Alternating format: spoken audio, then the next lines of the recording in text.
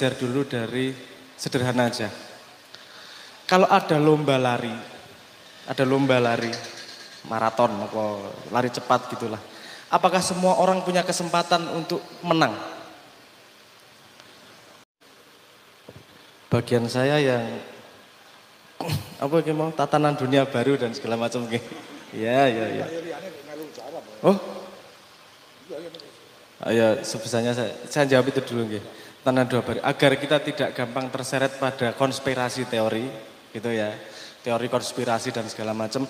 Kita belajar dulu dari sederhana aja. Kalau ada lomba lari, maraton apa lari cepat gitulah. Apakah semua orang punya kesempatan untuk menang? Enggak. Kalau Anda lihat sekarang siapa yang menang lomba maraton, kebanyakan pasti kulit hitam. Kenapa? Karena modal dasarnya kakinya lebih panjang daripada yang lain. Kalau lihat Anda lomba renang, badannya pasti lebih panjang daripada, aneh nek lebih panjang daripada kakinya orang. Maksudnya modal badannya itu lebih panjang daripada orang biasa gitu. Jadi ketika ada sebuah pertandingan, pasti ada yang cocok pada pertandingan itu dan ada yang tidak. Itu yang namanya hierarki. Ana sing pas, ana sing ora. Nah, dalam dunia ekonomi kan ada pertandingan cari duit juga. Ada pertandingan cari duit. Ono sing cen pinter golek duit. Ono cen pekok golek duit. Kalau Anda lihat distribusi, aku seneng aku ngubungi karo jomblo. Ono sing disenengi karo cewek rolas, kowe golek siji sing geleme ora. Itu kan ketidakadilan itu. Penduduk dunia sekarang 7,5, kalau nggak salah 7,53 miliar dan nggak ada satupun yang mau sama kamu. Bisa, mesake banget toh. Sedih lah gue. Sedih banget gak? Jadi maksud saya begini. Ini sudah ada penelitiannya. Kalau Anda mau cari lebih jauh, siapa yang meneliti jenenge? Aduh lali aku jenenge. Tapi dia meneliti dari sejak zaman dulu. Gini, kalau ada sebuah kumpulan manusia, ada oversupply produksi melebihi kebutuhan manusianya, pasti ada yang namanya ketimpangan. Karena ada yang lebih pandai mengumpulkan dan ada yang lebih bodoh mengumpulkan. Itu pasti terjadi. Jadi yang Anda katakan kaum elit itu pasti ada dalam dunia manapun. Mau dunia lari, mau dunia bal-balan, mau dunia renang, mau dunia ekonomi, mau dunia apapun pasti ada yang seperti itu. Apakah mereka 100% jahat? Belum tentu. Kalau mau ngomong mereka berkumpul emang mau menaklukkan dunia, orang masuk akal juga mas. Gini, maksudnya gini, wong hidup bareng-bareng kok. Kalau semua orang wis mati njuk dhewe tok ya iso ngopo dite. Kan gitu juga. Maksudnya, tapi orang memang kalau sudah dominasi, dia pengen mendominasi terus. Bank dalam tanda petik gini sekarang, bank itu kalau saya ngomong jahat, memang ada tidak adilnya. Tapi itu pada zamannya memang solusi. Pada zamannya. Karena kalau tidak ada yang mengumpulkan dana sebesar itu, tidak akan ada satu orang pun yang bisa membuat bangunan-bangunan besar, proyek-proyek besar gitu. Anda mempelajari ekonomi makro lah, memang itu sangat dibutuhkan. Bukan berarti tidak ada jawaban. Central bank ini dijawab oleh konsep yang namanya cryptocurrency dengan blockchain. Kalau Anda terkenalnya BTC, Bitcoin. Itu kan bagaimana dia pengen mendistribusi pusat duit itu. Sifat manusia memang seperti itu. Ada masalah, mencoba cari solusinya, terjadi kestabilan. Ternyata nanti terjadi ketimpangan. Oh, ada yang nggak beres nih, cari solusi lagi. Gitu terus berkembangnya gitu. Kalau Anda lihat dari zaman kerajaan, kemudian demokrasi dan seterusnya, itu memang manusia mencoba memecahkan masalah yang kemarin, mencoba mencari jawaban yang terbaru. Terus kemudian ada masalah lagi muncul, kemudian cari jawaban yang terbaru. Itu kalau Anda mau riset lebih jauh yang namanya Pareto distribusi. Pareto distribusi itu di mana ketimpangan pasti terjadi. Itu hukum alam nih. Tidak hanya terjadi di manusia. Nah, Anda lihat distribusi zat, distribusi apa itu terjadi yang namanya Pareto distribusi. Jadi memang hukum alamnya seperti itu. Kalau ada kelebihan oversupply pada sesuatu, pasti ada ketimpangan. Kenapa? Karena ada hubungan sama manusia kepandainya mencari sesuatu tersebut.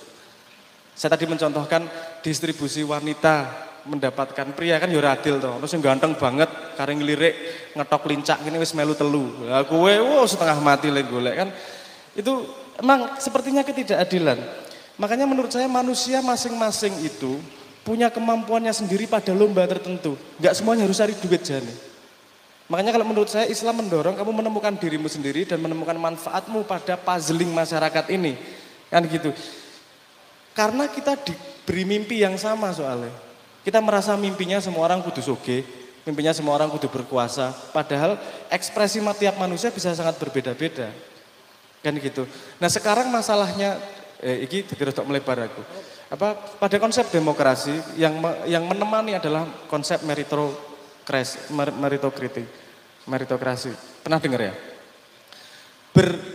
Meritokrasi itu siapa yang di atas, siapa yang di bawah berdasarkan kompetensi, berbasis kompetensi. Nah, berbasis kompetensi itu yang sekarang yang jadi solusi masalah kemarin, peradaban kemarin, jadi solusi masalah peradaban sekarang dan sekarang mulai jadi masalah nih. Berbasis kompetensi. Karena orang kompeten belum tentu bermanfaat untuk yang lain. Orang kompeten belum tentu baik sama yang lain. Ini makanya jadi masalah kemudian. Orang yang kompeten dia bisa menjadi penguasa yang lain kalau otaknya maksudnya pengennya penguasaan tersebut. Nah seharusnya ada jawaban berikutnya. Tidak berbasis kompetensi tapi berbasis manfaat seharusnya. Kompetensi yang bermanfaat. Ada tolak ukur itu sebenarnya. Nah Indonesia jadi dua potensi luar biasa seperti itu, tapi saya belum melihat ada orang di Indonesia yang punya gagasan bagaimana ngerangkum. Karena ini tingkatnya bukan dandani Indonesia, tingkatnya jawaban peradaban berikutnya ini. Nextnya seperti apa? Memang itu konsep yang tidak sederhana. Jadi untuk masalah bagaimana menghadapi itu, jangan mudah melabeli dia jahat, aku korban. Dia dia yang agen buruknya, aku agen baiknya. Itu yang disebut sebagai cognitive bias. Perhatikan saja secara objektif bahwa di dunia ini pasti ada yang namanya kompetisi. Pasti, ono pinter-pinteran, ono sugi-sugian, ono ganteng-gantengan, ono segala macam. Di Indonesia masalah utamanya adalah karena hierarki yang berbeda ini bisa diintervensi oleh hierarki duit. Nek kowe sugih iso langsung jadi nyon sewu ngomong yo, iso tuku profesor misalnya gitu, bisa beli honoris causa. Kalau kamu kaya, bikin pesantren langsung dianggap kiai. Kalau kamu kaya, ngapa? Jadi kekayaan bisa langsung loncat hierarki. Padahal seharusnya hierarki ini sendiri-sendiri. Karena sing sugih ya sugih dhewe, sing hierarki kaya karena dia naik hierarki tersebut, sing agama naik hierarki tersebut sehingga ketika mereka ngobrol memang pada perspektif yang berbeda, yang saya pikir agak kompleks. Nah tapi kembali lagi ke tatanan dunia baru, manusia selalu pengen membuat tatanan baru, pasti. Karena manusia mengetahui ada masalah dan mencoba memecahkannya. Tatanan barunya seperti apa? Kalau Anda paling lihat paling ekstrim sekarang paling gampang gini. Tahun 45 dulu perangnya masih antara demokrasi sama sosialisme. Yang mana yang menang nih? Sosialisme, demokrasi dan seterusnya. Sekarang yang paling kelihatan paling berhasil yang mana? Negara sosialisme yang ekonominya liberal, kapitalis, Cina. Ternyata dikawin ke loro kuwi. Jadi enggak usah kalau selain Tuhan menurut saya kalau sistem manusia ora usah fanatik amat lah. Wong itu konsep-konsep yang perlu diperbaharui terus-terusan kok. Tidak anti kok. Asal kita mau terbuka untuk melihat peperangan dalam tanda petik bukan peperangan, melihat pertandingan yang sesungguhnya seperti apa. Lebih mudah menyalahkan orang lain dan menyalahkan agen jahat daripada menyalahkan kemalasan diri sendiri. Menurut saya nomor satu, diri sendiri dulu. Kok aku kalah neng kene yo, aku kurang sinau, aku kurang pinter, aku kurang rajin, atau aku kurang apa lagi? Perang di situ. Perangnya bukan melawan orang lain, tapi melawan kekurangan diri sendiri. Untuk urusan konspirasi global itu gak sah dipikir. Nomor satu, memikirkan bagaimana membersihkan kamarmu dulu dengan baik setiap hari. Mana ya, kamarmu dhisik beres, omahmu beres, lingkunganmu, baru lagu mikir global. Jodohmu dulu dibereske, latihan nek takon ora mandek neng tengah dalan bingung. Nah itu dulu diberesin, enggak masalah. Karena menurut saya kalau kamu mampu Tuhan akan memberikan tanggung jawab itu. Sebelum Tuhan memberikan, saya paling tidak senang kalau kita mengajukan diri meminta tanggung jawab. Koyok kuat-kuat toh. Kalau kuat Tuhan pasti memberi tanggung jawab itu. Dan diberi tanggung jawab yang besar ora nae urip. Gimana tak efeknya luar biasa banyaknya ya. Kamu geseh sedikit efeknya besarnya segitu goyangnya ya. Mending bertanggung jawab sama diri sendiri, memastikan diri memang tumbuh terus-terusan. Kalau ditimpai tanggung jawab, ya wis lakukan sebaik-baiknya gitu aja. Jadi nggak usah khawatir tentang tatanan dunia baru tersebut. Rajino sing sinau, jujur dadi wong, dikangeni sekitarmu, rabi. Nah, itu tadi nyenengke wong tua. Wah, itu dulu aja. Nanti akan berkembang terus kasanahmu. Jadi jangan dibebani oleh hal-hal yang memang tidak bisa kamu handle, tidak bisa kamu pahami. Ngono ya, bahwa keuangan itu tadi, ya saya juga paham itu semua yang Anda ceritakan. Tapi lagi-lagi kita mau ngobrol kayak apa di sini cemeloet juga tidak bisa merubah apa-apa toh. Nah, mending asah gergajinya, asah dirimu sampai tajam. Ketika dibutuhkan dia siap untuk menggergaji pohon. Ngaten nggih? Mungkin jawaban saya seperti itu. Apa meneh, Beb? Aduh, syahadatnya radikal seperti apa? Tak ngerasa kita jadi radikal. Aku ya radikal ya. Nek karo bojoku radikal, nek ora ndek anak aku. Ora marem iki. Masih abang. Cepok. Gini Mas, saya terus terang nggak bisa menjawab ya seperti apa ya. Yang saya pasti tahu, yang saya kusnudoni pada setiap manusia adalah dia pasti berbuat yang terbaik menurut dia. Menurut dia, bahwa yang terbaik menurut dia tidak cocok dengan society, tidak cocok dengan orang lain, itu sebenarnya potensi dia untuk menumbuhkan dirinya agar lebih luas, kebenaran dirinya jadi kebenaran lebih lebar. Menurutku, kita mengalami itu kok sama adik-adik kita, dan Anda mengalami itu ketika kecil kok. Ketika tahu informasi, iki yang paling bener liane pokoknya salah, kan ngalami itu, tambah gede lah guyu dhewe. Kalau Anda melihat pengalaman sederhana, coba lihat Anda status Facebooknya 2 tahun yang lalu. Ini kan wis jijik itu, urusan kebenaran kayak urusan apa sih rayuan itu aja sudah menunjukkan bahwa kita pada suatu posisi, pada suatu saat juga pernah dalam tanda petik bodoh bahkan menurut kita sendiri. Jadi menurutku setiap orang punya hak berprosesnya. Wah harap koyo ngopo sih aku ora urusan, asal jangan mengganggu nggawe rame kekancan gitu loh, kerumunan ini loh. Karena tidak mungkin ada pertumbuhan kalau tidak ada kestabilan.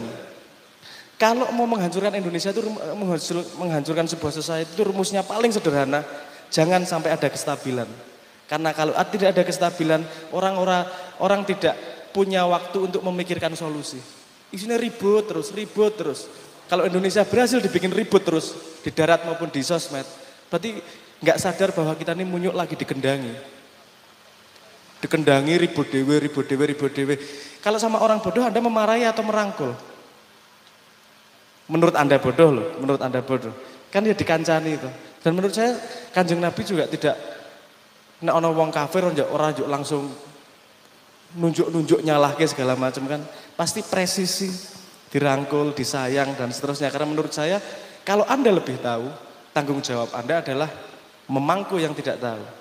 Kalau Anda tidak tahu, tanggung jawab Anda adalah belajar dari yang lebih tahu. Dan menurut saya kita selalu punya posisi bodoh. Tapi kita tidak pernah bisa mengklaim posisi pandai. Jadi menurut saya diduluri wae kabeh. Nek dek wis mulai ngelarang kowe. Nah, masalah itu. Kenapa? Karena kami sudah melanggar hak pribadi. Kowe ora oleh ngene. Duh, sik. Itu ada yang namanya hak asasi manusia negatif. Ada yang namanya, ini pelajaran untuk politik sedikit. Hak asasi manusia negatif dan ada yang namanya hak asasi manusia positif. Apa itu bedanya? Hak asasi manusia negatif adalah hak asasi yang diberikan oleh Tuhan, yang tidak butuh orang lain untuk dimanifestasikan. Hakmu untuk ngising, hakmu untuk nembak cewek, hakmu untuk nguyuh, hakmu untuk adus apa radus, itu tidak, itu hak asasi negatif. Rano sing iso nglarang. Hakmu ngomong, nggak ada yang bisa ngelarang. Tapi hak asasi positif adalah hak kesehatan, hak pendidikan, karena butuh orang lain melakukan sesuatu untukmu. Nah ketika sudah mulai nyambung yang hubungan sama orang lain, nah itu mulai diperhatikan. Nah dek wis mulai ngelarang kowe ngomong iki, mulai memaksa kamu ngomong gini, nah itu sudah melanggar apa yang diberikan oleh Tuhan. Bahwa kemudian nanti ada sing ngene, kalimatnya orang enaknya, itu pasti ada efek sosialnya kepada dia sendiri.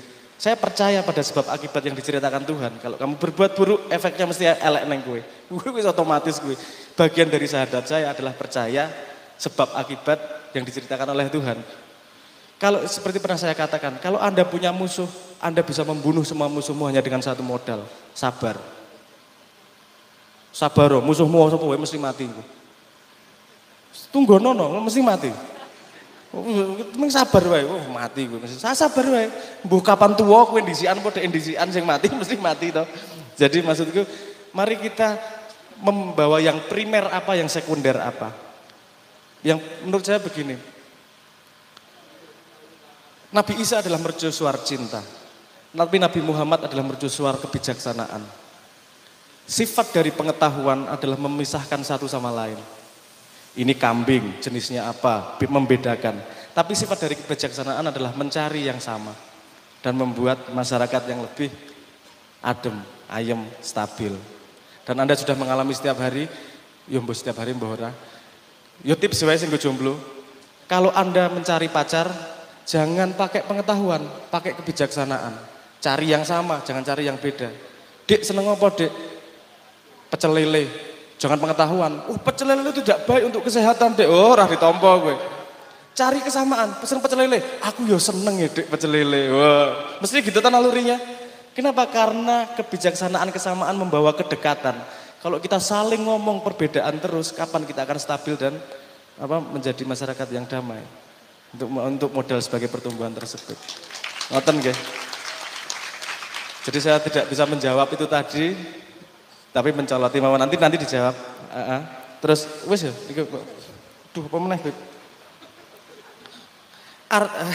Arti dari jati diri ya, aku orang ngerti artinya. Kalau saya menceritakan jati diriku ya itu diriku yang diceritakan, bukan dirimu. Menurut saya jati diri harus ditemukan sendiri, dan menurutku menemukan guru sejati adalah yang hak, yang yang benar. Menurut saya, ini menurut saya Beb ya, sangat bisa salah. Yang hak itu yang terjadi. Karena itu pasti menurut izin Tuhan. Yang menjadi masalah adalah bagaimana kita mengartikan yang terjadi. Kalau yang terjadi wis mesti benar. Karena Tuhan yang mengizinkan. Yang selip adalah bagaimana kita mengartikan apa yang terjadi. Nah, salah mengartikan terus-terusan adalah proses dari mencari yang semakin benar. Karena benar atau sukses datang dari keputusan yang benar. Keputusan yang benar datang dari pengalaman. Pengalaman datang dari keputusan yang salah. Jadi mending melaku terus, salah-salah rapopo tapi siap untuk memperbaiki diri setiap saat. Karena menurut saya syarat tersesat itu berhenti berjalan.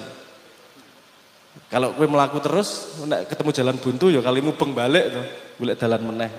Menurut saya itu asal berjalan terus, kita belajar dari pengalaman yang kita alami, hati-hati, titik kemungkinan salahnya adalah pada pemaknaan, bukan pada kejadiannya. Karena satu kejadian bisa mengandung 1000 makna, tinggal kita pilih makna yang mana. Kan seperti itu. Pengalaman adalah guru terbaik dan guru paling kejam. Karena hanya pengalaman yang memberi. Kalau guru biasa dia memberi pelajaran baru memberi ujian.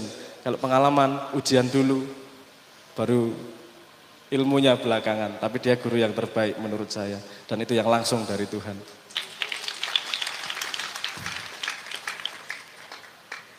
Yes, monggo. Itu Beb.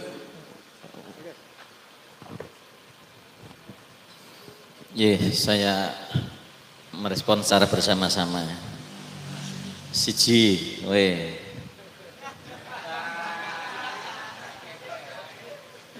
ora saiki posisimu ki jelas sik ya. Loh, orang kan harus ada skala prioritas yang kowe sik sekolah apa kuliah apa wis kerja? Wis kerja. Kerjamu ning nggon apa? Ning warung. Nah, warungmu ketoke diganggu karo perbankan masalah apa? Ora diganggu. Lah ngopo ora diganggu kok sedih mikirke tentang Bank Dunia barang iki lho. Kuwi nek mbok terus-terusne kuwi iso kentir dadakan kok. Karena wilayahmu ora ning kono. Ya. Lho iki lho lha piye? Ya kudu ngono ta, pokoke warungmu laris, kowe dodol sing apik, kualitase mbok apiki, lehmu nyopo pembeli kusung sak apik-apik, ya wis beres. Ora kok tiba-tiba kowe kisruh utekmu perkara bank iki lho ya piye ngono lho ya. Ya, jadi kudu nempatno awakmu ki sapa. Nek kira-kira kowe di luar enggak akan kita bisa jangkau. Enggak usah kita pikirkan. Dan itu pasti tidak ada transkripnya besok-besok di hari kiamat, nggak ada transkrip pertanyaan kayak gitu. Kenapa dulu Indonesia kok dikuasai bank ini? Apa jawabanmu? Ora ono wis tak injen ning Lauful Mahfud ora ono pertanyaan kayak ngono. Iya, seneng toh. Wis gak usah mikir bank ya. Kowe arep goleki eleke bank ya tetep ono eleke, goleki apike tetep ono apike. Mesti kowe mesti nesu perkara njipuk ATM duitmu kurang mesti. Ya toh? Duite ming 50.000, njur saldone ming 50, kowe golek ATM ora ono sing iso metu 10.000, ngono toh? Puncak kemangkelan cah nom rak ngono kuwi. Mula bank-bank kuwi jane ya rada pekok ya Beb ya. Bank sing bener ki iso ngetokno sing ATM ki iso ngetokno pecahan rupiah paling kecil. Ya toh? Jadi upamane ATM ki iso metu 1.000 ngono kok bahagia banget toh. Neng Kucingan kurang 2.000 sik ya, neng ATM sik ya. Indah toh ngono kita. Neng yo ngimpi yo wae, ya toh. Ngimpi wae. Mergo kayak semua industri itu kemampuan mereka adalah melampiaskan. Lah agama itu ngerem. Lah kowe neng kene iki dalam jak ngerem ben ono keseimbangan. Loh dulu kan ada ATM Mas Abrang Jogja kan ada pernah 10.000 ya Mas ya. 10.000 bisa. Terus 20.000 saya mengalami. Sekarang 50 kadang-kadang mesinnya diganggu. Ben rusak sing 50-an, ben do njipuke 100. Lah nek dhuwitmu gari 50 kowe lak ora iso njipuk to kecuali kowe nggo linggis mbok berangkat ATM-e. Lah aku sing dadekno mangkel wong-wong ya ngono kuwi. Lah pemerintah artinya perbankan kuwi ya ora iso ya kadang-kadang enggak berpikir nek rakyat kuwi mbok kaya ATM ngono kuwi ya ono sing mangkel, ono sing misuh. Nah agak-agak tetep misuh to ya. Wong aku ya misuh kok. Mlebu tol bayar. Dibayar duit tunai gak gelem, kon nggawa e-tol. Tuku e-tol paling sithik 50.000. Lho kuwi piye njajal nek posisi ngono kuwi? Ya ta? Wes ya. Wes urung rabi toh? Pertanyaan pada Mas Abrang, wes karena nikah kuwi luwih apik timbang bernegara. Ya ta? Aku tak takon. Wong tuamu pegatan karo NKRI bubar pilih ndi?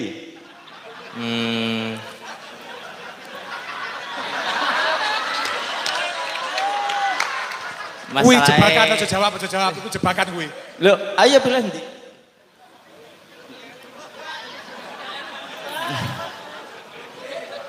Lu milih ngono ra iso kok arep mikir bank ki lho.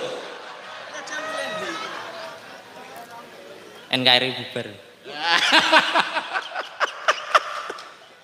Piye Gus? Wis piye ku? Piye.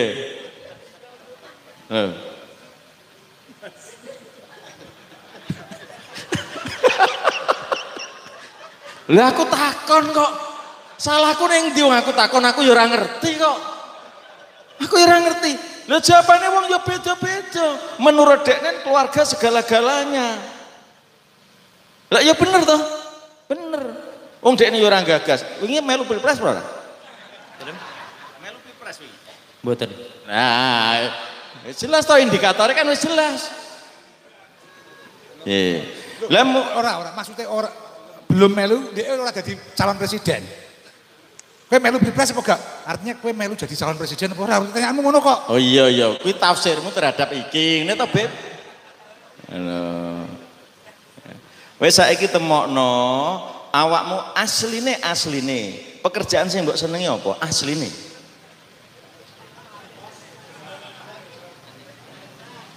Dereng nemu. Loh, mosok penggawean sing mbok senengi apa kuwi lho?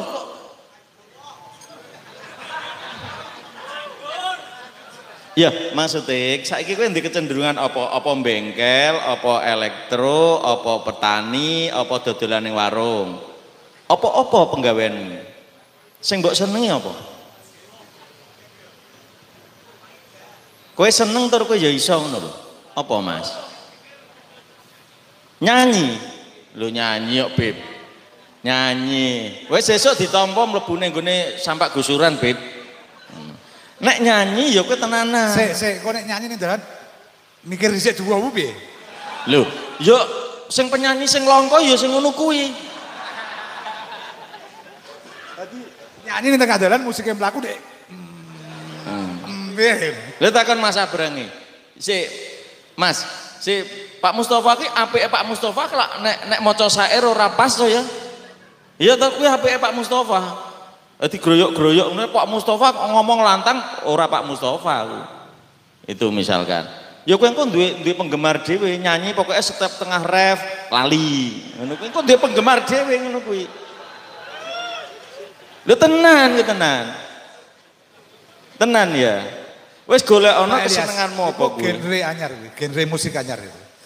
Genre gak setengah-setengah. Ya senenge nyanyi kok malah dodolan ning warung ya to. Kowe takonmu kok ya iso tekan perbankan. Lha aku ora iso gagas perbankan kok. Ora aku ora iso gagas temenan. Ya. Mula ngene iki keseimbangan. Guyon ya.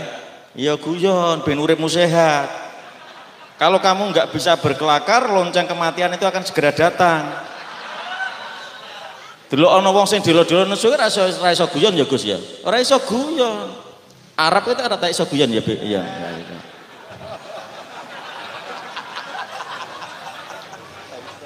Arab kok. Arab loh.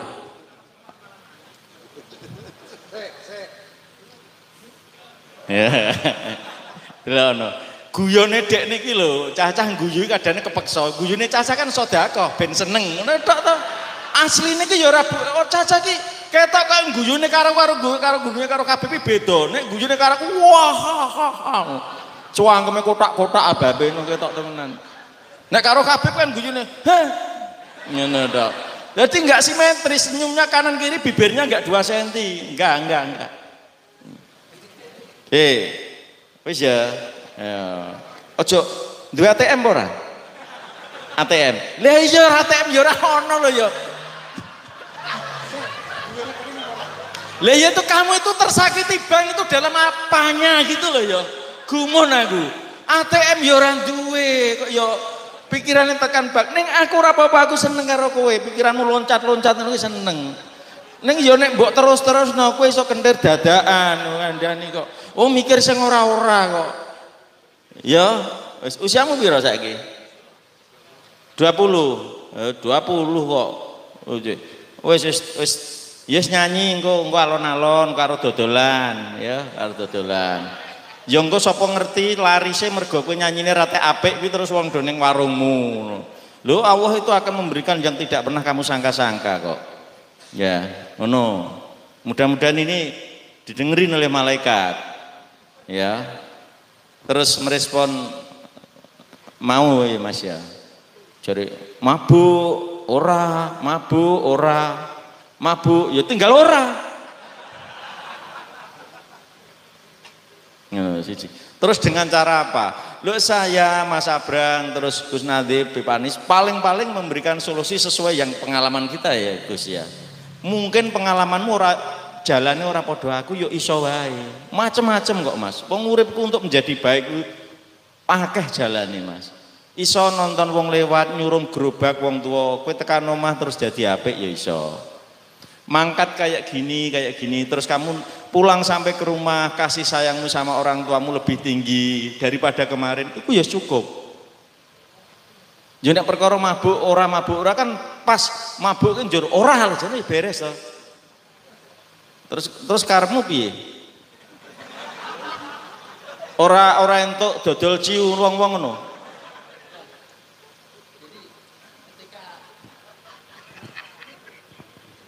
Jadi ketika orang melampiaskan beban hidupnya dengan mabuk, apa itu juga salah satu dari petunjuk Tuhan gitu? Tuhan, saya dengan mabuk saya ingin membebaskan pikiran sejenak Tuhan, saya pengen lupa masalah saya sejenak Tuhan. Mungkin berarti begitu. mabuk adalah hidayah ya? Iya. Beb. Hudalil mutakin ilal mabuin. Wis. Aku ki nek tak delok-delokne kowe iki ketoke pertanyaan ya rada ngarang-ngarang kok. Kok iso mabuk bagian dari petunjuk iki lho. Iki gangguan kondi kowe ngono lho. Orang ndagel jawabanku. Apa tak jawaban ilmiah piye? Kenapa mabuk itu tidak baik jangka panjangnya? Gini. Gue mau aku ngomong hierarki itu tadi. Gampangnya gini, ini sangat simplifikasi ya. Di dalam manusia ada 3 hormon yang mempengaruhi enak orang urip gue. Ada yang namanya serotonin, ada yang namanya oksitosin, dan ada yang namanya dopamin. Gampangnya ngono. Gampangnya gitu. Serotonin itu jangka panjang. Oksitosin itu jangka menengah, gampangnya gitu. Jangka pendeknya dopamin. Jadi kalau kita merasa kalah di dunia, serotoninnya ini sedikit nih, uripnya dadi ra enak. Dia harus menaikkan rasa enaknya dengan dopamin yang jangka pendek. Dopamin itu bisa didapatkan dari sosmed, bisa didapatkan dari minum-minuman, dari obat-obatan. Sekali Anda masuk jalan keluarnya pakai dopamin, akan susah keluar dari situ. Bagaimana agar bisa keluar dari dopamin? Usulan saya begini, Anda sebagai anak muda sengaja coba ambil tanggung jawab dalam hidup Anda. Sengaja tuh ambil tanggung jawab. Terserah tanggung jawabnya apa. Makani kucing, ngeresiki omah, apa saja. Mandi rajin 2 kali sehari. Misalnya. Tapi dilakukan benar-benar tuh. Itu menjadi istiqomah dari tanggung jawabmu, tenanan, jadikan harga dirimu. Efeknya itu serotoninnya akan naik tuh. Dan dorongan Anda untuk ingin cari yang dopamin yang kecil-kecil itu akan mulai menurun. Ini ngomong dari fisiologi manusia ya. Jadi nyun sewu ngomong. Wong sing sregep banget neng medsos itu ada aku ora ngomong pasti. Ada indikasinya juga bahwa memang dia di dunia sebenarnya memang kalah. Dia dalam tanda petik kalah ya, dia ada di bawah hierarki pertarungan yang dia pengen bertarung. Nek pengen sugih ya ora sugih, pengen terkenal ya ora terkenal. Larinya cari dopamin, larinya quick fix, cepet-cepet pengen rodok penak, dapat reply, dapat love, dapat like, dapat retweet atau dapat apa dan segala macam itu tadi. Biasanya ini secara statistik penelitiannya biasanya kalau orang sudah stabil serotoninnya, dia nggak nyari-nyari gitu-gitu. Karena sudah penuh hidupnya. Dan daripada nunggu kamu menang atau kalah dalam pertarungan, menang dalam dirimu sendiri. Usul saya, ambil tanggung jawab. Yang dilakukan setiap hari. Nyapu tiap pagi sama sore aja di rumah. Gue bisa mengurangi dorongan untuk ngombe gue. Ini jangan saya masukkan dari sudut pandang fisiologi dan ilmu biologinya. Matur nuwun. Oke. Kuwi ya. Terus nek sing ditawarke Mas Abrang kok kurang dhuwur. Apa nawarke kok nyapu ngono umpamane to. Lah kuwi kan ya iso kembali ke Kanjeng Sunan ya. Siji, salat wengi lakonono. Wah aku salat ora hobi kok, Pak. Ya wis maca Quran sak maknane. Aku Quran wae isone macane sing Latin kaya kok, Pak. Ya wis zikir wengi sing suwe. Aku salate wis sepidi kok. Ngono gak zikir. Ya wis poso lah, poso. Poso aku ora kuwatan, aku sak menit ora mangan wis sirahku vertigo kok. Ya wis wong soleh kumpulono. Kuwi. Kok limo niki kuwi siji wae ora iso. Kuwi nek menurutku mati gasik ketek luwih HP.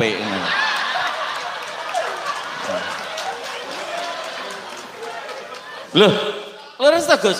Nek istiqomah tenan ya Gus ya. Iki engko nek sesuk bar mulai kok kene ana sing bunuh diri, kowe sing tanggung jawab. Ora masalah ya ora iso dibuktikan karo hukum kok piye to. Wong aku nyaranke apik-apik lho. Lho nek aku salah ya salah nang Jeng Sunan lho iki kalimatnya Jeng Sunan kok. Iku duduk suka iku saka Sayyidina Ali kok. Lho lah iya malah anto lho ki piye to ki jane.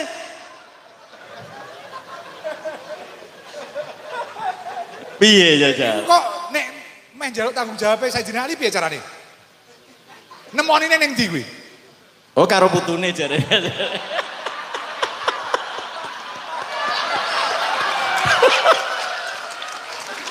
Karo putune sing ning jaman saiki kedlangsur-dlangsur ning pati.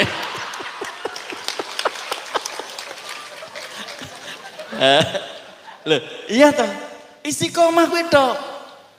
Aku lak yo ngomong toh. Oke bar kok gini kowe terus tekan ngomah, kowe terus ana perubahan karo adikmu duwe kesetiaan esuk-esuk mbok terke sekolah. Pendak esuk ku ya wis cukup wis apik, Mas. Engko pelan-pelan. Sithik. Ya ngono kuwi to, nek ndelok potonganmu ya ora iso berubah radikal kok kira. Aja nesu ya. Aja. Engko cepet mati ya nek nesu ya. Eling ya gitu-gitu. Isik kuliah. Ning endi? Universitas Muria Kudus. Wingi ketemu aku ning kono. Oh. Lah ora mangkat no. Ayo. Rumahnya Kudus. Demak. Jurusannya apa? Psikologi no.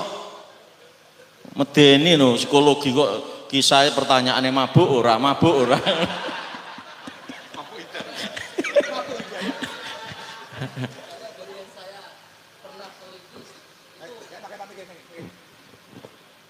Karena dari yang pernah saya observasi dan wawancara itu biasanya orang-orang marginal, Pak. Jadi seorang pelacur, terus anak-anak jalanan, dan anak-anak jalanan mereka kadang bilang, punya keyakinan gak sih Mas? Saat jawabnya dia, gak punya, dia hidup seenaknya aja gitu. Identitas pun gak punya, terus bener gak bertuhan, dia masih diem. Jadi antara ragu dan gak ragu, terus juga ada juga yang dia udah terjun di jalan tapi masih nanggung gitu Pak. Antara dia masih percaya dengan Tuhan dan tidak.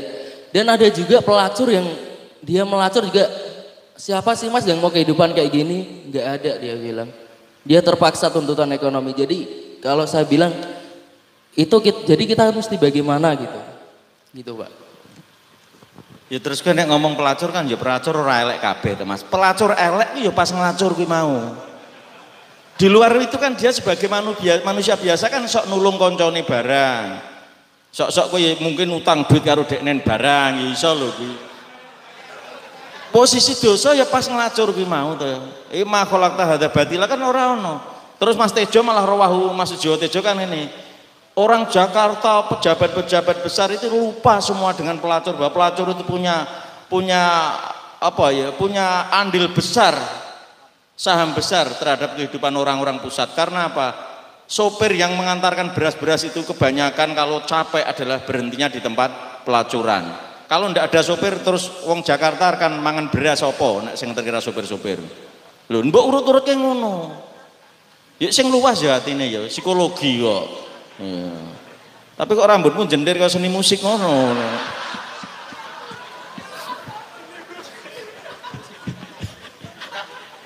Ya sing mbok teliti kan cah dalan-dalanan ngono kae to ya. Njajal pun teliti cah pesantren ya ora ngono to ya. Meskipun cah dalanan kae ya ora mesti elek kabeh to ya. Ora. Kae tetep ya eleke nek pas njaluk meksa kuwi elek. Ning kok tetep dia punya sisi yang baik. Kesetiaan sama teman. Ya aku duwe kanca gendo-gendo ya akeh kok. Tingkat kesetiaan gendo kuwi jauh lebih tinggi daripada tingkat kesetiaan kiai.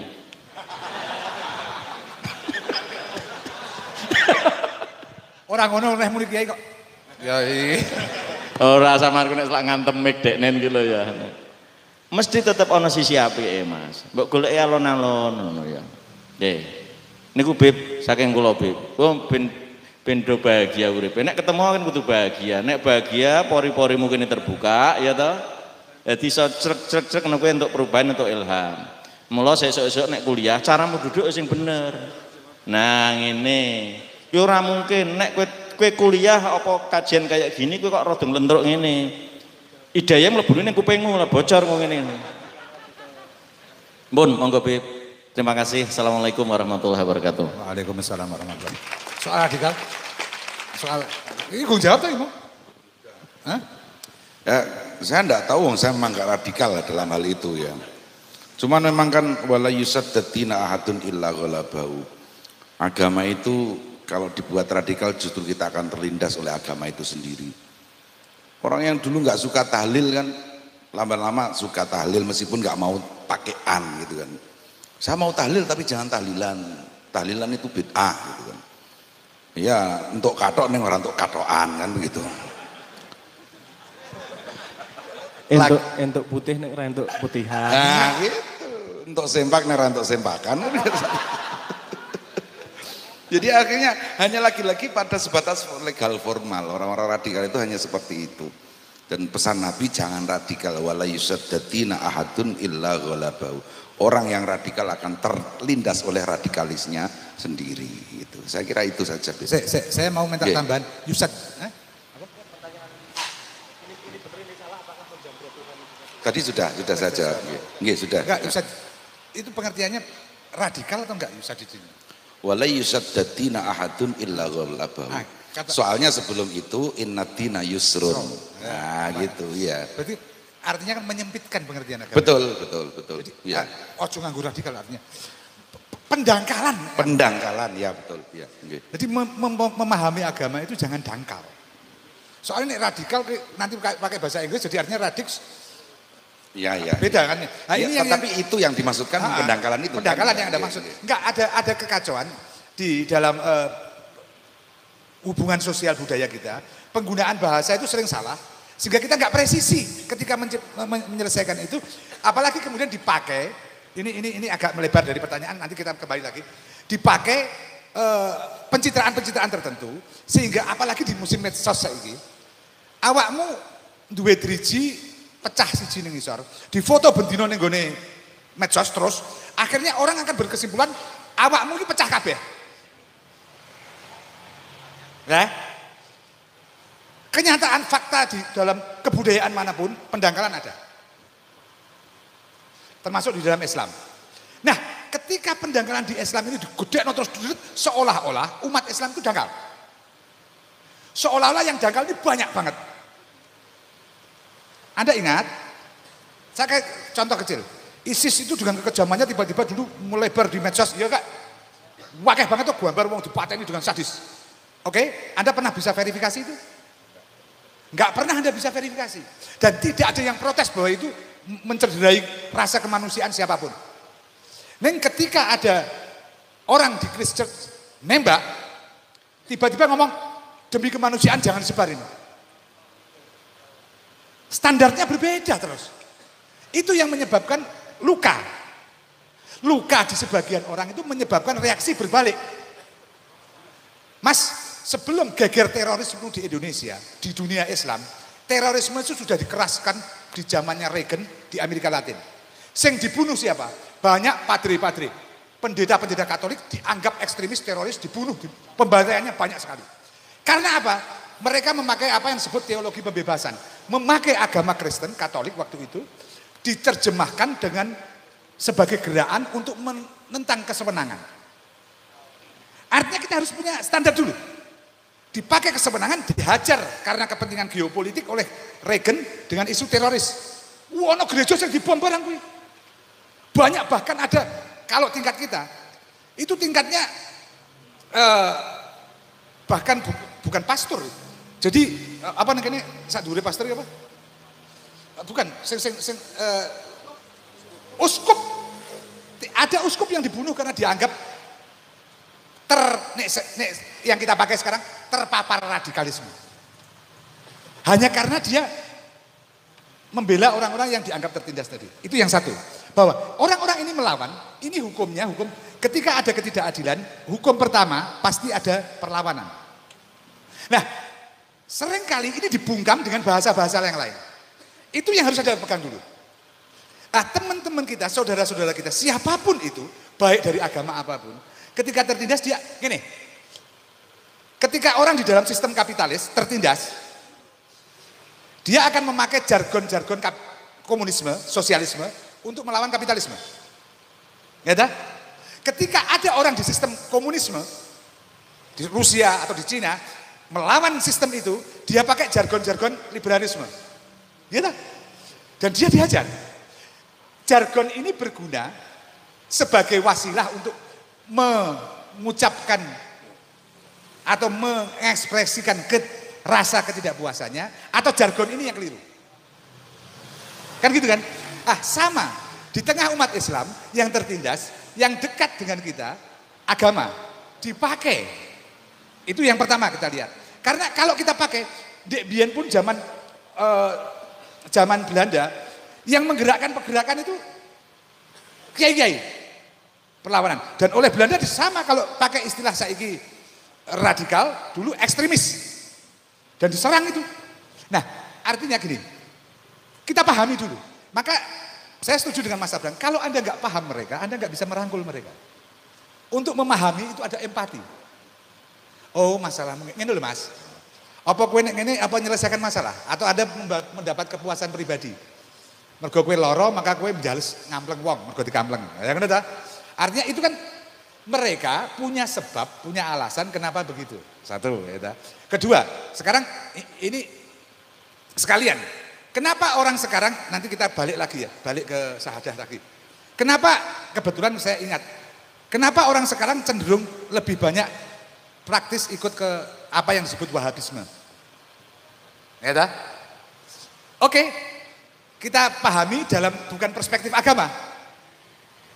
Ojo nganggo perspektif agama, benar salah dan lain sebagainya. Klaim kebenaran akan selalu salah, tapi kita perspektif kebudayaan praktis.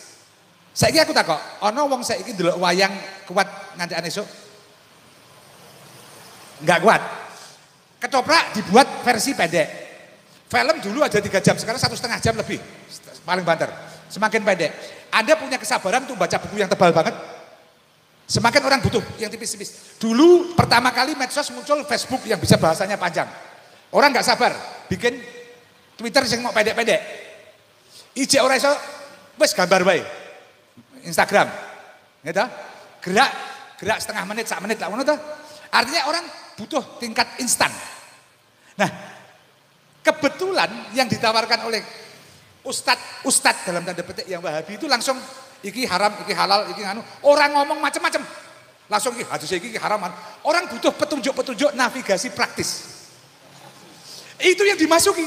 Nah, itu sesuai dengan karena Anda nggak mungkin belajar, apalagi ada di dalam dunia ketiga.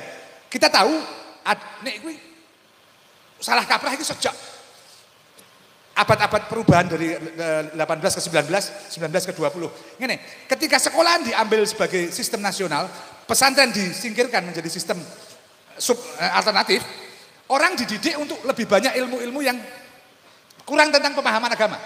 Oh, tapi itu sebenarnya benar, karena yang agama itu harusnya nggone kelompok khusus yang nanti akan memberi petunjuk. Karena itu. Nah, orang-orang yang ini tanpa butuh navigasi tadi, tidak dimasuki kalangan yang lama, baik NU maupun Muhammadiyah, dimasuki kelompok baru. Mereka pakai praktis, makanya aku omong ke teman-teman di NU yang lain, tolong muatan kontennya lebih banyak ke petunjuk-petunjuk praktis, karena yang dibutuhkan mereka itu. Iki nggak perlu konsep-konsep konsep itu kalau seneng kene kan jadi seneng ngomong dawa-dawa ya. Mereka butuh, aku iki kudune mlakukan apa? Iki bid'ah apa nganu? Sekono tak. Lah, kalau kita lawan aja dengan balikkan hadisnya. Bid'ahnya di mana? Ini ada hadis gini. Karena banyak hal yang sebenarnya bukan bid'ah, walaupun mereka nggak melakukan. Gitu tak? Aku nengai contoh misalnya wong salat sing sikile di gagahno kuwi. Itu ada hadis yang mengatakan itu tapi bukan dari Nabi. Ada sahabat yang begitu. Artinya, oke lah kowe melu sahabat sih, oke. Tapi jangan suruh orang lain melakukan itu. Nek cingkrang, ya oke. Ada yang cingkrang, nggak perlu. Anda tidak menyalahkan yang lain, tapi kita beri bahwa, oke, ada, boleh begitu. Tapi jangan salahkan bahwa yang lain. Jenggot sama. Artinya kita tempatkan itu, kemudian kita tarik ke lebih pemahaman yang lebih luas gitu, supaya mereka tidak duduk di tempat yang sempit itu. Ini cara empati kita. Dan kita pahami peta budayanya. Ya, setuju ya? Paham? Tempat kita di situ tuh sering salah. Aku nggak contoh yang kedua. Nek diingin tak cerita nek sing Kudus melu apa nek Jepara melu. Nek kue sinau pencak silat, ketika Anda pertama belajar, apa yang biasanya terjadi reaksi awal? Kemlepuk toh? Kabeh wong dijak. Wes, ngono dah. Ditantangi kabeh to kuwi. Nek kue wis dadi tingkatmu 5, apa mbok layani cah sing lagi sinau kuwi. Dadi bodoh kowe. Nanti begitu dia naik tingkat, dia akan melakukan pengendapan. Biasanya nek wis tingkatnya pencak silat tingkatnya tinggi, orang golek musuh malah menghindari musuh. Kan begitu. Lah, jangan sampai kita kalau ada di situ, berarti mental kita belum selesai, masih di mental awal. Harusnya ngerangkul iki cah cilik kok. Ngono ta? Oh cah cilik ya ojo di kaploki to. Gitu loh, yang saya maksudkan itu. Artinya bagaimana kita bersikap merangkul begitu, apalagi kalau tugasnya Islam, umat Islam itu harusnya begitu. Karena umatan wasatan. Dia Di tengah, artinya bisa merangkul yang kiri, yang kanan, yang atas, yang bawah. Kan gitu. Itu kualitas-kualitas yang harus kita tarik pertama. Itu yang untuk gambaran saja ya. Mau terus apa? Mau harus dijawab ya. Menggusti Allah kan. Terus apa Bang?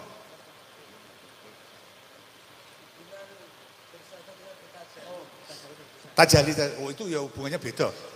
Tajaliyah itu kan konsep itu berkembang. Tajaliyah itu jadi contoh yang dipakai itu misalnya ketika Nabi Musa alaihissalam, aku kok kepengen reti wujudmu piye? Ada? Ya Allah. Maka perintah Allah, kalau kamu melihat gunung itu masih berdiri, kamu bisa melihat aku. Ternyata enggak, jatuh dia. Ketika Allah baru bertajali di gunung itu, pingsan sehingga enggak sempat melihat. Ya, paham? Itu kan menyaksikan Allah dalam konteks itu. Tapi saya ingin nih, apakah kita berhak bertanya pada Allah? Kepengen bukti pada Allah? Berhak enggak? Berhak enggak? Berhak toh? Nah, karena apa? Contohnya Nabi Ibrahim itu bapak para nabi, itu selalu bertanya, bahkan tentang wong mati ya ditakokno. Apa sok ben wong mati itu bakal urip nah? Kayak ngono ta? Itu tanya sama Rasul, sama Allah loh. Bukan saya nggak percaya ya Allah. Litat ma'inal qulub, untuk membuat hati saya tenang. Artinya hatinya sering bergolak karena ada informasi secara rasional piye iki wong wis dikubur wis dadi ora karuan parake kok iso urip meneh. Nah, itu artinya kita sebenarnya kecuali keimanan itu punya dasar yang sifatnya rahasia, ada dasar di atasnya yang kita bisa bangun karena kita diberi alat itu. Alat itu apa namanya? Akal, hati, qulub, nafs, itu bisa jadi alat untuk kita mengukur. Ya. Oke, itu kan. Tajaliyah itu beda konsepnya nanti. Sahadah itu Anda bersaksi kalau Anda melihat, tapi kan tajaliyah Allah kan berbeda-beda Mas. Anda bersaksi, Anda termasuk tajaliyah Allah itu kalau yang paling tipis bukan dalam pengertian yang selama ini dipakai orang, paling pengertian yang kita buat sendiri aja. Ahsin kama ahsanallahu ilaik. Artinya tajaliyah kehadiran Allah itu bukan tajaliyah itu, kehadiran hudur ya. Jangan pakai istilah tajalli dulu. Kehuduran hadirnya Allah bagi Anda itu Anda diberi macam-macam kemampuan itu. Berikan itu pada orang lain. Itu kan bentuk sahadah. Saya diberi rezeki, saya berikan. Ya, satu. Ini aku mau ngomong yang konteksnya sama Mas Abrang nanti. Yang tadi yang kita bicarakan tentang mabuk dan lain sebagainya. Dan gini, karena ini puasa tentang ilusi-ilusi. Puasa itu, ini sisi ya, ada banyak sisi yang kita bisa pandang pakai untuk memakai puasa. Puasa itu seringkali begini. Ada dua solusi saya pakai. Puasa itu menahan diri. Anda tidak melakukan sesuatu. Karena saum itu imsak. Imsak itu menahan. Berhenti. Bebelen. Ya. Berarti Anda tidak aktif. Anda pasif di luar. Anda memposisikan diri melihat Allah. Bahwa tanpa Anda, Allah tetap bekerja. Ya, satu itu. Yang kedua, ketika Anda berhenti, Anda posisi khalifah. Apa itu? Anda mengelola segala sesuatu, seperti koki ini aku contoh, masak dengan segala macam, tapi tidak memakannya. Paling ngicipi tak? Nah, dia berikan pada orang lain. Ini yang ahsin kama ahsanallahu ilaik. Apa yang diberikan pada kita, kita kelola untuk kita berikan pada orang lain. Yang kedua. Yang ketiga, efek puasa secara psikologis. Saya ingin bicara. Puasa itu membuat peregangan. Sehingga puasa punya dua sisi. Satu, peregangan nafs. Orang yang meregang nafsnya, itu ada dua sisi yang kita lihat, ghadab dan syahwat. Syahwat itu keserakan, ghadab itu keangkaran murkaan. Angkara murka itu keluar, serakah itu ke dalam. Ini, kepengen ngumpul kabeh itu serakah. Dan simbolnya seksualitas. Ya. Ghadab itu kepengen menguasai, simbolnya marah. Marah itu ghadab. bahasa Indonesia. Soalnya nek marah bahasa Arabnya perintah artinya. Al-amarah. Oke. Ketika Anda berpuasa, nafs Anda diregangkan. Enggak dikeimangan kan? Nafs Anda tidak diberi makan. Anda kepengen makan tidak minum enggak diberi. Lapar tidak diberi. Nafs terendah Anda, nafs terendah. Tidak diberi makan. Maka dia akan melawan balik. Ada perlawanan balik. Perlawanan balik sering kali kelihatan orang gampang marah. Ketika puasa kesinggung sidik kayak gitar, nek dikencengi banget, orang disenggol kena angin tok wis nesu, curiga, sombong, wis des. Gitu ya. Satu. Membuat ghadab muncul keluar. Satu, sisi dua. Yang sifatnya ilusif. Syahwat muncul. Ketika Anda puasa, syahwat yang Anda tekan muncul melawan Anda dengan munculkan ilusi-ilusi. Nanti kita bicara tentang dopamin dan lain sebagainya. Ilusi-ilusi yang membuat Anda mengejar ilusi itu. Apa? Kepengen apa ae, kepengen buat tuku. Kowe ning pasar beli apa ae, tiba-tiba kepengen. Yang kalau Anda dalam keadaan kenyang tidak. Wes kowe pengen blojo apa wae. Kepengen membeli apa saja. Inginkan. Syahwat Anda dimunculkan. Di kaya-kaya iki mau ditokno ning ngarepmu untuk Anda melihat iki lho syahwat kaya ngene. Ilusi. Karena apa? Ketika Anda buka, sing mbok tuku 1000 iku mesti mbok pangan siji tok. Ya ta? Ada loh, ini kan ilusi berarti tadi. Hidup saya ilusi. Ghadab ketika Anda marah siang hari, loh aku kok ngamuk kerja cilik iki mulai apa? Ketika Anda buka, kesadaran Anda kembali. Artinya memunculkan itu untuk Anda lihat. Satu ya. Kedua, kalau itu bisa Anda atasi. Anda kungkum, biasanya wong dadi males nek poso. Pertanyaannya, ini juga sisi berbeda. Ketika orang tidak punya ilusi, dia malah malas bergerak. Orang itu menunjukkan bahwa, ini tingkat lanjut, tingkat pertama tadi ya, tingkat kedua, malas. Malas itu kenapa? Karena dia tidak punya tujuan untuk dikejar. Nah, selama ini tujuan yang dia kejar, ilusi. Kayak ilusi gitu mau, kepengen mangan, kepengen ngombe, kepengen seksual. Saya maaf, yang masih jomblo, jomblo melu-melu, sing wis duwe bojo. Ketika, kenapa, ini kata-kata Arumi. Kenapa Anda kok terus membayangkan minum tadi saya contohkan. Semakin Anda minum, semakin, karena ilusinya. Seksualitas, ilusinya muncul. Wah, nek ngene ya enak, nek ngene enak. Akibat, tapi ketika Anda melakukan itu hilang. Loh, kok tidak? Ilusi itu hilang. Anda digerakkan untuk, wah, apa meneh nek nonton, apa jarene, itu kemarin saya nonton, apa itu, komedinya siapa Kevin Hart. Dia kasih contoh yang bagus. Jangan pernah lihat BF karena Anda nggak bisa praktekkan di rumah. Lu tenan enggak ini omong serius ya. Aku nonton Kevin Hart. Kenapa? Karena yang main itu profesional yang dibayar dan memang dibuat begitu supaya ilusi Anda muncul. Ketika Anda dipraktekkan di rumah, iso gelut karo bojomu. Kenapa? Karena yang dimainkan ilusi manusia. Orang kemudian puasa ditunjukkan bahwa uripmu ini mengejar ilusi. Mengejar sesuatu yang khiyali. Bahwa selama ini kita mengejar sesuatu yang khiyali, bukan yang sejati. Puasa membuat kita, kalau begitu apa yang saya cari? Kita harus menemukan sesuatu yang Anda cari tadi, yang disebut sesuatu yang benar-benar sejati, yang bisa kita jadi pegangan, landasan dasar di amal disebut Mas Abraham. Paling tidak kalau dari puasa kita lihat itu. Kalau pertanyaannya tadi jenengan bahwa, loh iya, orang-orang di jalanan itu, orang-orang yang kalau kita pakai sistem besar, kita semua berdosa. Semua yang pakai kiai, yang pakai opo wae, dari politisi, dari bupati, dari presiden, berdosa. Dan besok di akhirat ditakoki sisi, kenapa kok ana wong ngantek ngono? Kowe kok meneng wae ning masjid salat tok lha opo? Ini aku dadi Gusti Allah. Ning Gusti Allah kan ora ngono. Anda yang ditanya, sementara mereka, Allah penuh kasih sayang pada mereka. Allah menunjukkan betapa kasih sayangnya pada mereka. Gak ada hukuman buat mereka selama nanti ada titik mereka bertobat. Allah pengampun. Nah, sementara kita yang merasa sudah melakukan sesuatu, bisa jadi akhirnya malah ketabrak neraka. Artinya jangan kita menilai ketika orang bertato, orang macam-macam. Mereka itu PR kita. Karena kita salah mengelola, kalau pakai sistem gede, salah mengelola nilai kebudayaan, salah mengelola macam-macam. Dan selalu ada ekses seperti itu yang harus kita tangani. Oke, rada jelas?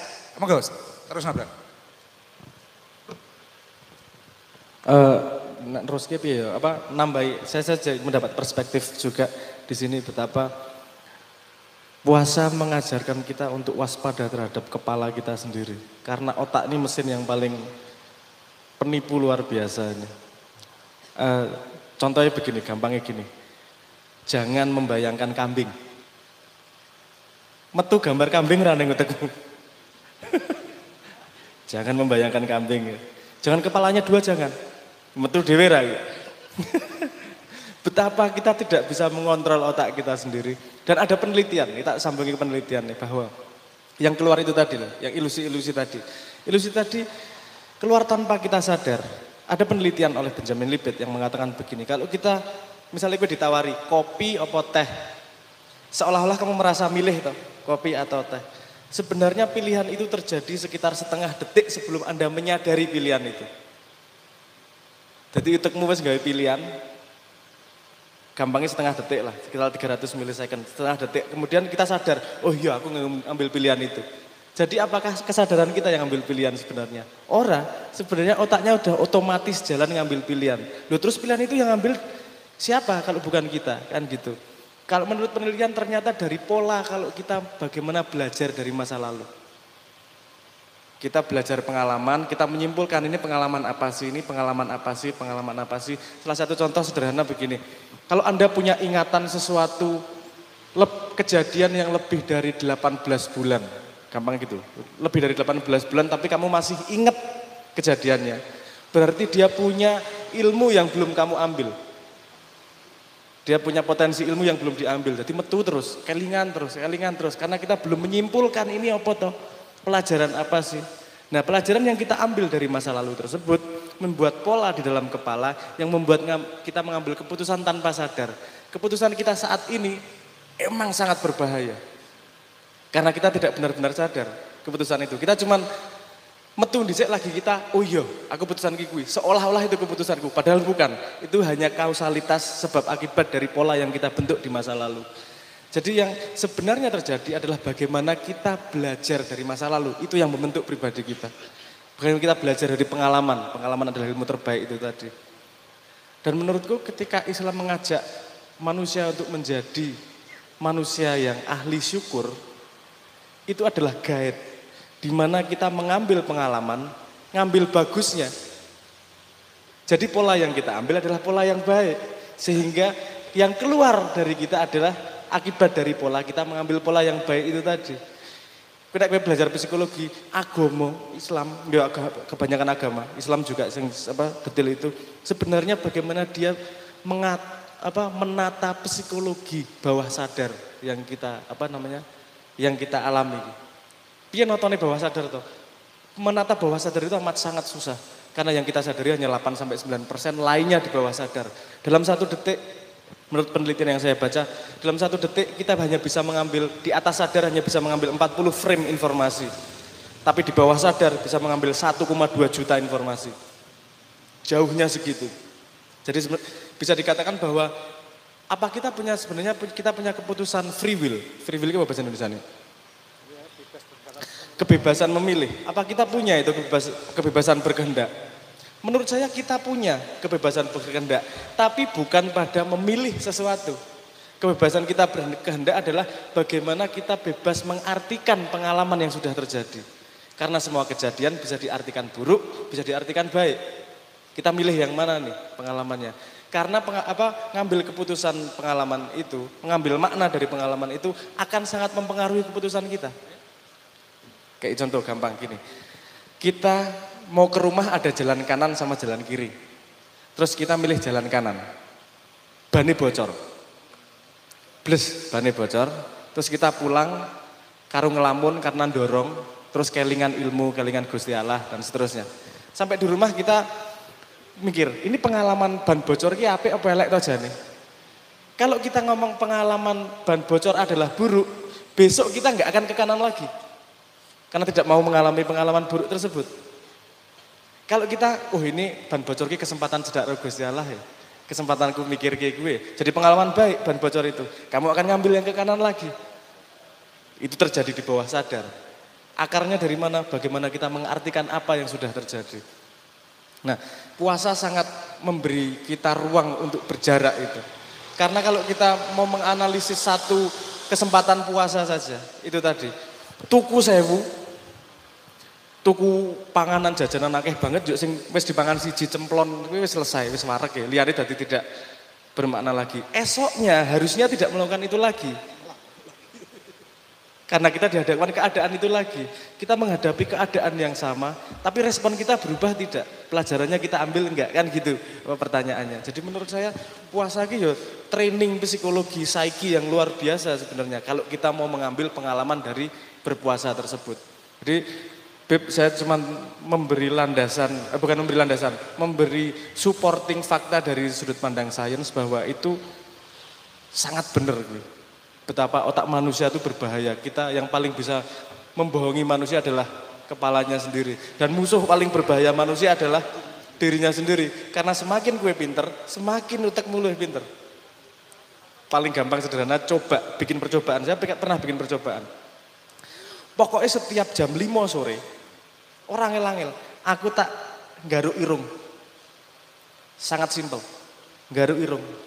Kui dapat hari kelima wis uteknya kakean alasan. Allah menggaruk irung we, ora penting. Allah telat 2 menit we, ora penting. Allah apa jenis telat sak jam ora ono sing apa jenis menghakimi juga kok. Betapa mencari alasan untuk tidak istiqomah gitu.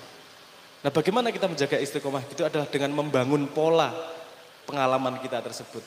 Jadi menurutku Islam mempersimpel sesuatu yang sebenarnya sangat kompleks untuk bisa membangun diri, kestabilan diri itu. Piye dadi wong ahli syukur, gampang toh? Piye kusnudon karo wong liya. Padahal itu menstrukturkan bawah sadar yang luar biasa biar kita bisa menjadi stabil. Menurutku kalau orang melakukan Islam secara kafah dalam dirinya akan menjadi orang yang menang dalam hierarki apapun. Ada hierarki kepandaian, akan hierarki ekonomi, akan hierarki apapun menang mesti. Karena dirinya stabil dan dirinya jejeg dadi ini. Kalau dia menjalankan Islam dengan kafah. Ora usah mbayangke Gusti Allah, ora usah mbayangke surga wis. Yang langsung aja pada dirinya akan menjadi stabil dan mengetahui betul-betul dirinya seperti apa. Dan tahu betul bagaimana mengontrol dirinya. Karena kita banyak persen itu sebenarnya tidak tahu apa yang kita lakukan.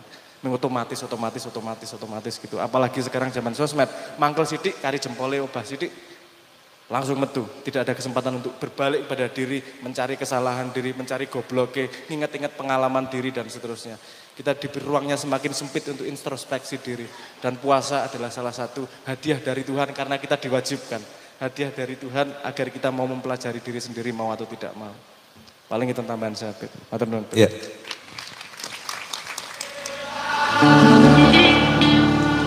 Ya Allah ya Tuhan kami, semoga semua yang di sini dijaga rezekinya, dijaga manfaatnya, dijaga martabatnya. Semoga yang jomblo segera dapat kekuatan hatinya. Dan semoga di sini kita adalah bagian yang tidak lupa bahwa 2 cebong tambah 3 kampret sama dengan 5 Indonesia. Amin ya rabbal alamin. Allah akan membelaimu.